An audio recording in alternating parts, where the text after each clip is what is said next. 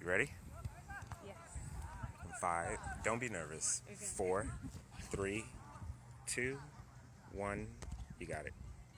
Hi, I'm Norma Thomas, and I just signed up for boot camp, St. P boot camp, on June 23rd exactly, and today is July 21st, and I've already lost 15 pounds. It's amazing because I know it's something that I wouldn't have done on my own at home. So, What was, if you don't mind me asking, what was your starting weight? my starting weight was 180 pounds, and now I weigh 165. That's what's up. How would you think that one can get in the best shape of their life or do what it is that you've accomplished? Definitely changing your eating habits. Mm-hmm.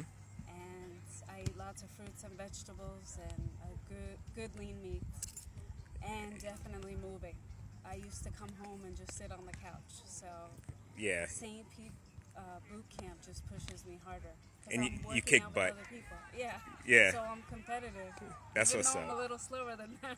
Nah, not at all. I want to keep up with them. So even though I don't want to finish whatever it is that the instructor gives us, I finish it because other people are finishing. Wonderful. And you're an incredible person, worker, and I really appreciate you. Oh, thank you so much. Alrighty.